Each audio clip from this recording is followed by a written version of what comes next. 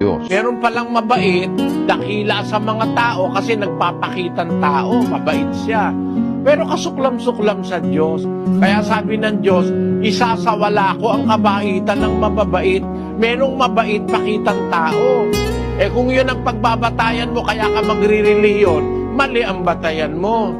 Kasi bait-baitan lang pala, nakatago. Pagka bait-baitan lang, hindi batayan yun ang sa relihiyon. Pagka nakita mong mali, kahit pa mabait pa, kahit ako mabait, halimbawa, mabait ako. Palagi mo, mabait ako, eh mali naman turo ko, lumayas kayo. Huwag kayo sasama sa akin. Kasi yun ang nakasulat, 16:17 ng Roma. Ngayon ipinamamanhik ko sa inyo, mga kapatid, na tandaan ninyo yaong mga pinanggagalingan ng pagkakabahabahagi at ng mga katitisuran laban sa mga aral na inyong nangapag